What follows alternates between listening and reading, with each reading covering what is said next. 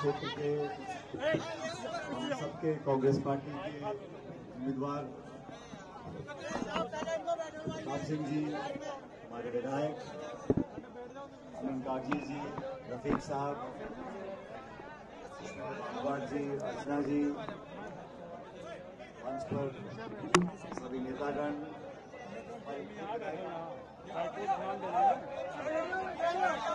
देवी जी, सोलंकी जी, सभी नेतागण, साथियों, मैं क्षमा चाहता हूं, मैं थोड़ी देर से आया और मैं अभी प्रताप जी का भाषण सुन रहा था और प्रताप जी का भाषण मैंने सुना कोई यहाँ से 400-500 मीटर दूर मेरी गाड़ी थी, वहीं मुझे प्रताप जी का भाषण सुनाई पड़ा। मैं देख रहा था इतने सालों से विधायक रहते हुए, विपक्ष में रहते हुए, संगठन के अध्यक्ष रहते हुए, मंत्री रहते हुए, काले बाल रहते हुए, सफेद बाल रहते हुए, लंबे बाल रहते हुए, छोटे बाल रहते हुए, बिना बाल रहते हुए, घने बाल रहते हुए, जो भाषण है वो उतने दम से दे रहे थे जितना हम जानते हैं। प्रताप सिंह जी को कई सालों से हम आपके बीच में देख रहे हैं। ये लोकसभा के चुनाव पहले चरण के 19 तारीख को हैं और देश में, पूरे मुल्क में हम सबको मिलकर एक फैसला करना है, एक नई सरकार का निर्माण करना है। हर 5 साल में हमको मौका मिलता है। 5 साल पहले जब चुनाव हुए थे उस समय जनता ने विश्वास करके एक बार दोबारा मौका दिया बीजेपी को और शायद बहुत लंबे अरसे के बाद एक पूर्ण बहुमत की सरकार दोबारा देश में बनी। जनता का जो निर्णय था उसको हमने बड़ी विनम्रता से स्वीकार किया क्योंकि जनता जनार्दन है, पब्लिक जिसका बटन दबाती है उसी को सेवा करने का मौका मिलता है। 5 साल पहले जो सरकार बनी उसका कार्यकाल अब खत्म हो रहा है। 10 साल से लगातार बीजेपी की सरकार है और पूर्ण बहुमत की सरकार है, उसमें कोई गठबंधन का दबाव नहीं है, किसी दल का कोई हस्तक्षेप नहीं है। एक तरफा जनता ने बीजेपी को सरकार की कमान संभाली। आज हम सब लोग, देश के नागरिक, उस 10 साल का रिपोर्ट कार्ड मांग रहे हैं और पूछना चाहते हैं कि 10 सालों में क्या आम जो मतदाता है, आम नागरिक है, आम व्यक्ति है, उसका जीवन क्या पहले से बेहतर हो सका? क्या हमारे शिक्षित पढ़े लिखे नौजवान लड़के लड़कियों को रोजगार ज्यादा मिल रहे हैं? क्या बाजार में फल फूल साग सब्जी हमको सस्ती मिल रही है? क्या ज्यादा उद्योग लगे हैं? क्या हमारे किसान को उसकी फसल का उचित मुआवजा मिल रहा है? ये वो सवाल हैं जो जमीनी हकीकत को दिखलाते हैं और हमारा दायित्व बनता है, विपक्ष की हम लोग पार्टी, कांग्रेस पार्टी, हम जनता तक संदेश लेकर जाएं और ये जागरूकता पैदा करें। इन मुद्दों पर चुनाव लड़ा जा रहा है। मुझे दुख के साथ कहना पड़ रहा है कि आज भी भाजपा के जो नेता हैं अब वो बात नहीं करते कि 10 साल में हमने क्या किया है, नहीं किया। वो सीधा बात करते हैं 2047 की। छोटा मोटा नहीं, सीधा 2047। अमृतकाल चल रहा है, अब पूछो मत, बस वोट डालते रहो। 2047 में देश विकसित हो जाएगा, सब कुछ बढ़िया हो जाएगा। हमारी जिम्मेदारी बनती है साथियों, हम राजनीतिक कार्यकर्ता हैं। मैं पूरे देश में पार्टी के लिए प्रचार कर रहा हूं। आज मैं जम्मू उधमपुर में था। बीजेपी का जो शासन रहा, पहले भी गैर कांग्रेस सरकारें बनती थी और सरकार जब बनती है तो पब्लिक बनाती है। जमहूरियत में, लोकतंत्र में हर चुनी हुई सरकार का हमको इकबाल करना पड़ता है, उसको सम्मान देना पड़ता है। लेकिन जो रवैया बीजेपी का पिछले 5-10 साल में रहा, ये 300 पार हो गए थे 2019 में। 300 पार होने के बाद इन्होंने क्या किया? किसानों के खिलाफ 3 काले कानून बनाए, जीएसटी, नोटबंदी, निर्वाचित मुख्यमंत्रियों को जेल में डालने का काम कर रहे हैं। ये हाल तो है 300 पार का। और कभी 400 पार हो गया तो पूछो मत क्या होने वाला है। देश में, लोकतंत्र में संवैधानिक संस्थाओं का निर्माण जो हुआ था आजादी के बाद, उन संस्थाओं को पोषित करने का काम अलग अलग सरकारों ने किया। आज सवाल ये नहीं है कि आज प्रताप सिंह जी उम्मीदवार हैं, बीजेपी के कौन उम्मीदवार हैं, गठबंधन में कौन सी पार्टी कहां से चुनाव लड़ रही है। वो सियासत राजनीति का तालमेल होता है। लेकिन मुद्दा ये है कि हम अगले 5 साल के भविष्य को अपने हाथों से दबा रहे हैं बटन को। ये हमें पूछना पड़ेगा अपने आप से इस देश में जो राजनीति हो रही है, प्रतिशोध की भावना से राजनीति हो रही है, विपक्ष को खत्म करने की राजनीति हो रही है। देश की संसद में 147 सांसदों को एक दिन में एक झटके से आपने 147 सांसदों को निलंबित कर दिया और पीछे से कानून पास करा रहे हैं। ये लोकतंत्र की कोई स्वस्थ परंपरा नहीं है। 400 पार तो राजीव गांधी जी के सांसद थे जब वो प्रधानमंत्री थे। क्या राजीव गांधी जी ने कभी कहा कि मैं भाजपा मुक्त बना दूंगा, देश को विपक्ष मुक्त बना दूंगा? कांग्रेस प्रमुख विपक्षी पार्टी है। इलेक्ट्रोल बॉन्ड से हजारों करोड़ का चंदा वसूली भाजपा ने करी, उनके खाते वैसे के वैसे ही हैं। 1994 का कोई नोटिस आया था इनकम टैक्स का, 1994 का। उस नोटिस के आधार पे 3000 करोड़ का जुर्माना और कांग्रेस के खाते सीज कर दिए। ये निर्वाचन आयोग की आंखों के नीचे हो रहा है, नाक के नीचे हो रहा है।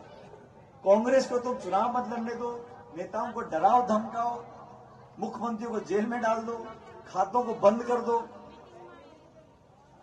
ये कहां का चुनाव हो रहा है? हम चाहते हैं मुद्दा पे चुनाव हो, संवाद हो, विचारधारा का चयन करना है।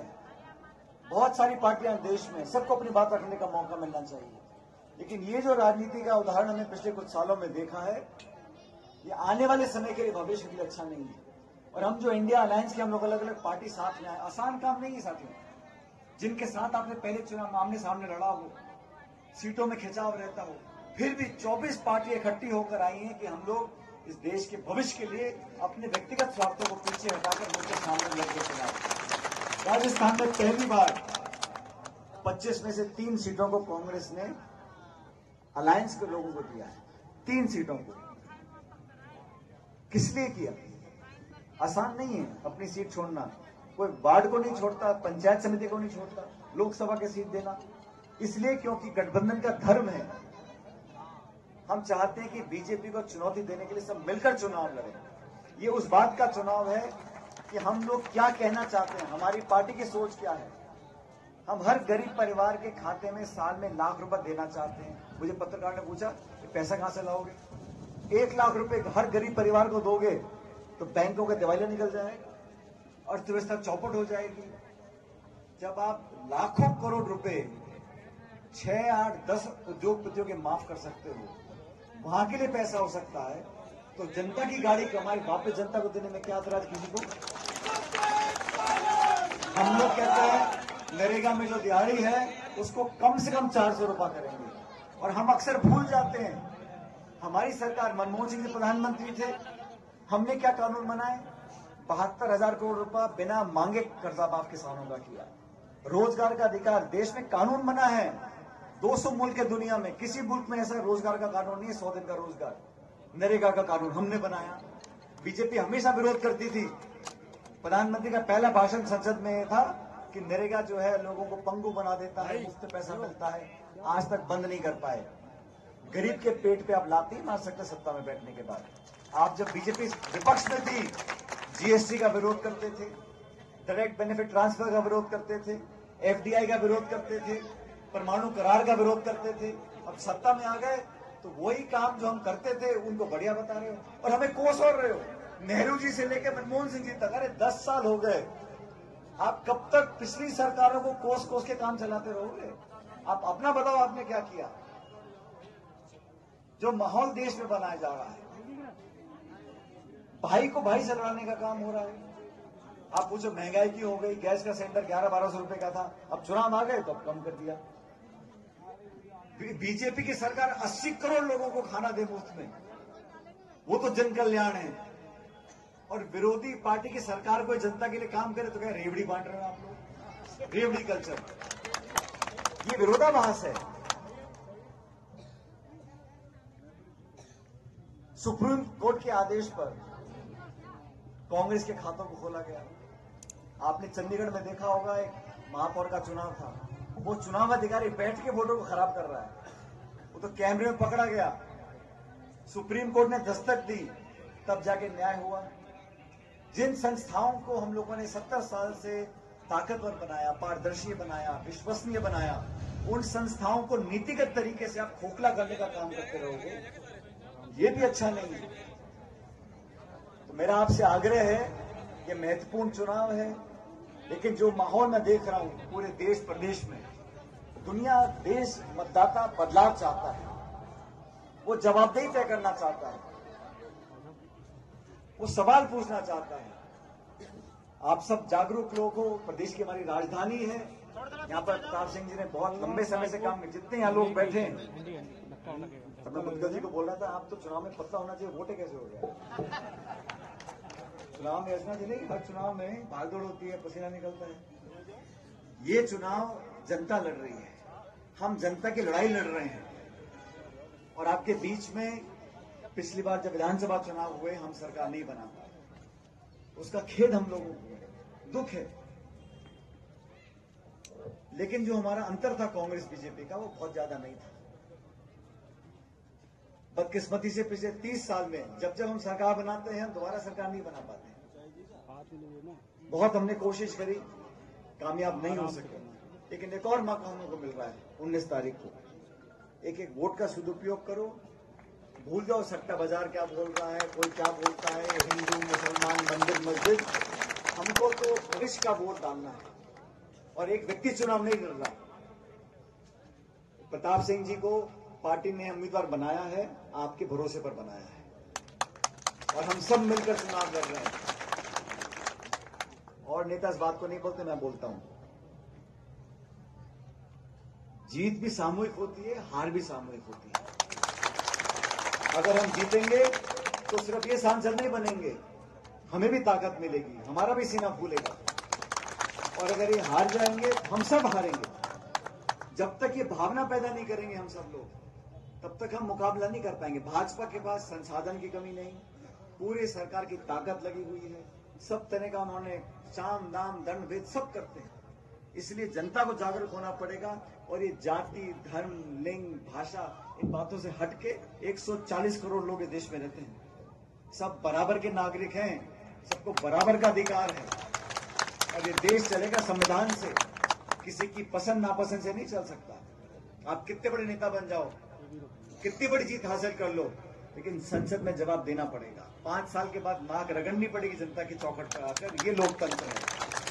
और मैं हमेशा इस बात को बोलता हूं कि सिर्फ वोट डालने का अधिकार मिल जाए वो लोकतंत्र नहीं है। हमने पेटी बटन दबा दिया, वो डेमोक्रेसी नहीं है। वोट तो रूस में भी पड़ते हैं, पाकिस्तान में भी पड़ते हैं। तो क्या कारण है कि भारत की जो लोकतंत्र की जड़ें हैं इतनी मजबूत हो गई? क्योंकि निर्माताओं ने, संविधान के निर्माताओं ने, उस दशक के नेताओं ने 50-60 में सबको वोट का अधिकार दिया। और चुनाव के बाद सरकार के साथ साथ अलग अलग संस्थाएं हैं, कोर्ट कचहरी है, निर्वाचन आयोग है, बाकी संस्थाएं हैं, उनको ताकत दी। अब आप लोगों को निर्णय करना पड़ेगा कि आने वाले 5 साल के लिए हम किसको जिम्मेदारी दें। जो भी जनता का निर्णय होगा वो सर माथे पर है। मैं तो आज आपके बीच में आग्रह करने के लिए आया हूं कि राजस्थान से हमारी पार्टी को बहुत उम्मीद है।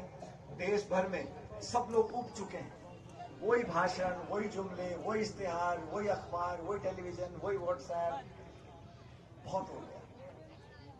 और आज हम सब लोगों को भविष्य की तरफ आशमान होते हुए 36 कौम के लोगों को, चारों धर्म के लोगों को मिलकर एक निर्णय करना चाहिए कि हम कांग्रेस पार्टी को जिताएं, भारी बहुमत से जिताएं, ताकि आने वाले समय में और ताकत से हम आपकी सेवा कर सके।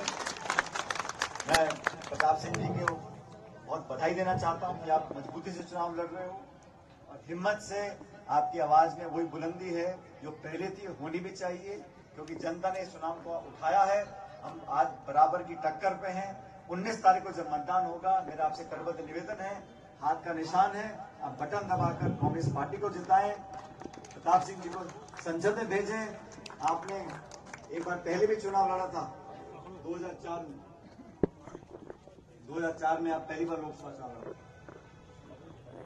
मैंने भी पहली बार 2004 में चुनाव लड़ा, दौसा से। आज मैं दौसा से होके आया था।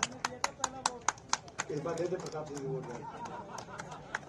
मेरा आपसे निवेदन साथियों, सारा इतिहास भूलकर हमें आगे की तरफ देखना है। जो पीछे हो गया वो सब वापस आने वाला नहीं है। जो टाइम निकल गया वो लौट के नहीं आता। लेकिन भविष्य हमारे हाथ में है, वर्तमान हमारे हाथ में है। इसलिए हम सब का प्रदर्शन करते हुए हाथ का बटन दबाकर कांग्रेस को जिताना है, प्रताप सिंह को जिताना है। आप सब लोगों को बहुत बहुत धन्यवाद, बहुत बहुत शुक्रिया। जय हिंद।